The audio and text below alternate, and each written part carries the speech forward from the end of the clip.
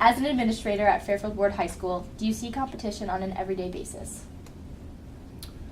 Well, I don't know if I would see it as whether it's visible on an everyday basis, but I think you might say it's, we know it's present on an everyday basis, that I think students may put a little too much pressure on themselves or each other to either gain a competitive advantage or not. I mean, it goes obviously goes beyond the classroom environment.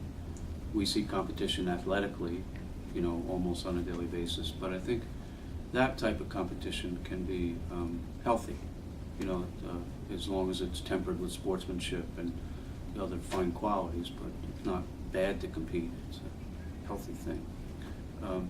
But in an academic environment, I don't think there have to be winners and losers. In an athletic environment, they keep score. So they're going to be, you know, there are going to be winners and losers. But, you know, what we try to achieve in an academic environment is that it should be possible for everybody to win. Great, thank you. So you kind of answered like three of them, three of our questions. So should we skip to how do you? Yeah. Okay. How do you view competition on a social level? Could you tell me more about your question? Yeah. Basically, you know, sometimes in school it's like a popularity is kind of a contest, and so kind of basing off of like, do you see not necessarily bullying, but do you see, I mean, like, there's obviously like cliques in our school and different groups, and it's kind of like, do you like, are you aware of it? Do you see it? What do you think about it, sort of thing? Well, I think it's natural for kids to form groups. You know, cliques have a kind of a negative connotation, but it's natural for kids who are interested in the same things or have similar tastes to be together. Kids that are in the same classes, kids that share those kinds of things. So I think that's pretty natural, and it doesn't necessarily have to be competitive. In our environment here, you know, one of the things I think that sometimes may become competitive is how people look. So, you know, is she wearing the latest fashion? You know, does he look cool enough? You know, that sort of thing. And sometimes I think people look at the externals and judge people by that, and then maybe put them in a clique rather than a group. So, you know, like way back in the dark ages when I went to school, I went to a all-boys parochial high school. We had uniforms. Everybody looked the same. You know, you had to wear a shirt and tie every day, but everybody looked the same. So there was that kind of great equalizer that didn't create groups just by what you're wearing. And I guess what our hope here is, by using, you know, the acronym that you hear me talk about quite a bit, that we make students sensitive to the fact that we really are all one group, and that we certainly can have our friends, but that we shouldn't try to put one group over the other, that we should be welcoming to everybody, that we should be respectful to everybody. Okay. How did you alleviate competition at Warde, and what were some of the changes you made? Also, why did you make these changes? Well, I wouldn't say they were they were my changes. They weren't like edicts from the headmaster's office. They were things that I think, for the most part, we as let's say a group of educators decided. Maybe not everybody had a chance to weigh in on it completely, but it started in my first year here. What I saw that I had never seen before anywhere else was our honor roll was determined by called a weighted honor roll. So students that were in level 3 classes who had straight A's couldn't make the honor roll. because they didn't have enough, the courses didn't have the right quality points assigned to them. So we eliminated quality points from the honor roll. Quality points are used for your GPA, but they're not used to calculate honor roll, so that every student who did their best could attain honor roll. So I don't know if that alleviated competition, but it certainly kind of leveled the playing field for everybody to do well. That idea of like everybody winning. We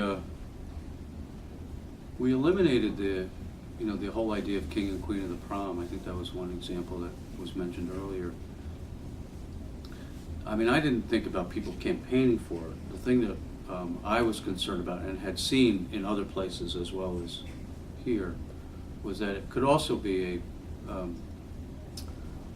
a source of like ridicule for people. Like, oh, we'll nominate Coin for king of the prom, and no one will want him as king of the prom. And then all of a sudden he's king of the prom and everybody's laughing at him.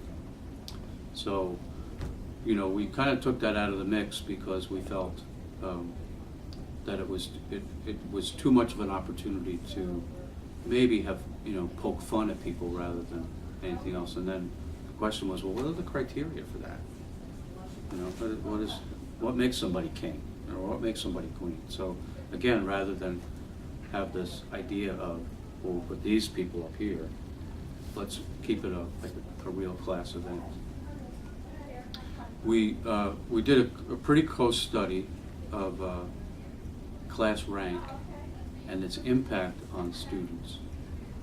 And every time we had a college admissions rep during one fall several years ago, we had them fill out a survey about did they use class rank in their admissions decisions, what role it played, how big an impact it was, things like that.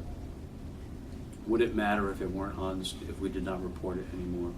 And we also looked at all the other schools that are kind of classified with us.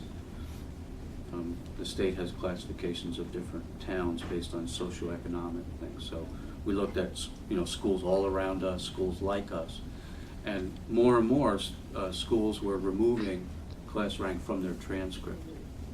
And so what we found was that by reporting it, unless the student was really like in the top 10 or the very top of a class, that it was actually hurting them when it came to college admissions. Colleges like to say, 50% of our freshman class are in the top 10% of their high schools. They like to use those statistics in promoting them.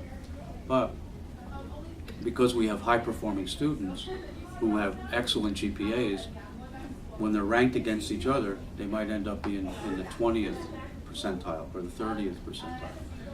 And so, where if they went to, let's say, if they went to a school other than ours, that might put them in the top 10.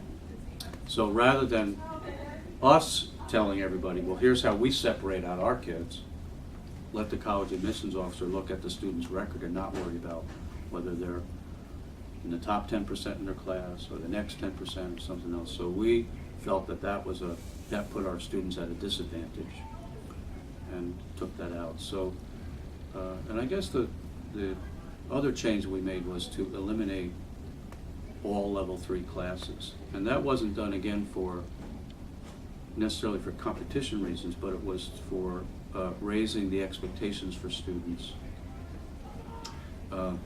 across the board. That sometimes they would say, well, this is a level 3 class, so I shouldn't get any homework.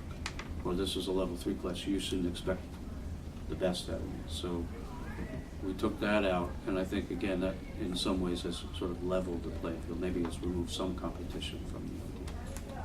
So those are the ones that come to mind anyway. So you're definitely a strong supporter of healthy competition.